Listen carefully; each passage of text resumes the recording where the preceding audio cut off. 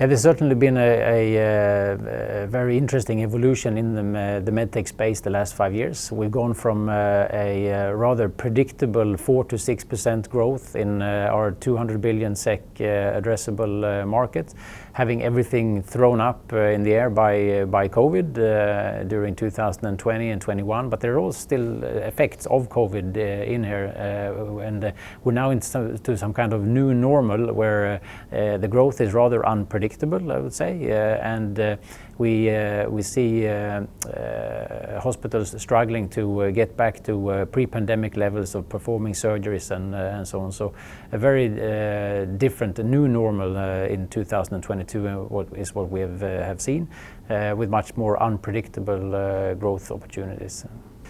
Yeah, Getinge was founded in 1904 as actually a company in the farming industry, but converted to medtech in 1932, and has been a strongly developing player in the medtech space since then.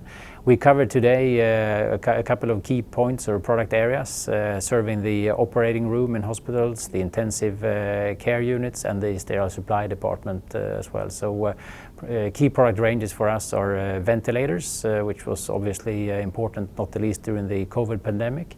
We're also the world leader when it comes to ECMO therapy, and we have a strong offering when it comes to coronary artery bypass grafting surgery, and we're also very strong when it comes to the fitting out the operating room with infrastructure type of products, so modular wall systems, operating tables, ceiling supply units, and operating lights also.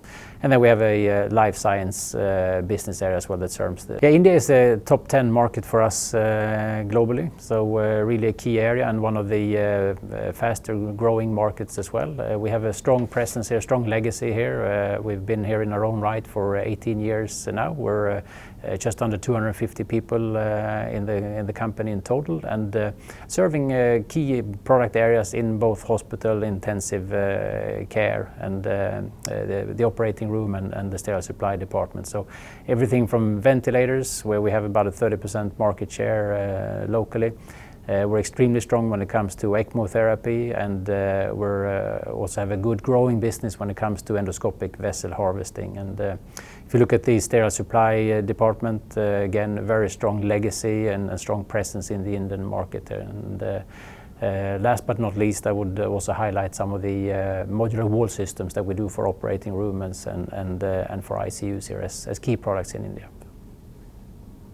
Certainly a key growth market for us in the future, so it has a high priority for us as a group. And today we make modular wall systems here in India, both for operating rooms and for the intensive care unit.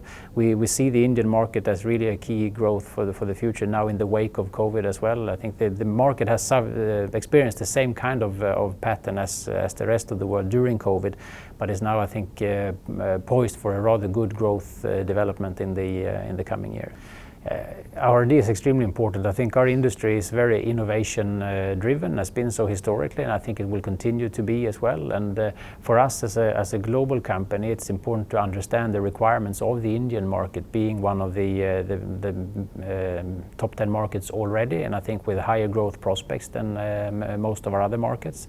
So to understand this and have a local presence in that sense is very important for us. So we've established this innovation center in Bangalore, where we now draw on the local expertise when it comes to both developing products but also making products. So in addition to the modular wall systems, the In2 product that I mentioned, we're also looking at developing ventilators. We're looking at operating tables and other key part of our product range to make in India, to make sure that we serve both the local market here but also export to other parts of the world.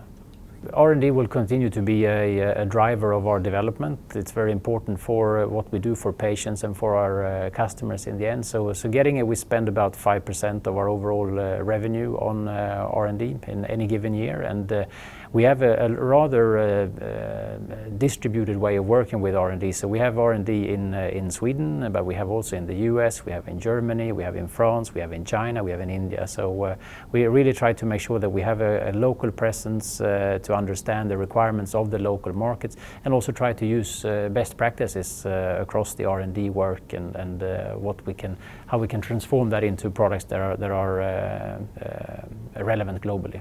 Yeah, I think this is one of our projects that we're really proud of, having been selected, given that it's a very tough scrutiny to become a supplier for this type of prestigious project. So we're very proud to have been selected to deliver two modular operating room systems to the INS Vikrant. Been very challenging projects, technologically complex, with the conditions that we don't normally see, because this is normally installed in hospital environments, so operating room or intensive care units. So to be able to do this on an aircraft carrier is of course an exciting challenge, and very proud of what the local team has achieved together with our customer here. So. Yeah, it's really also a key. We believe very much in being a member of these ecosystems that develop around innovation hubs. So for us, it's important to draw on the expertise, specifically when it comes to medtech. So really important partnership to rely on both our own internal people and their competence, but also IAT, and working also with other suppliers of competence in different technology areas. So it's a really great way of being a player in this important ecosystem.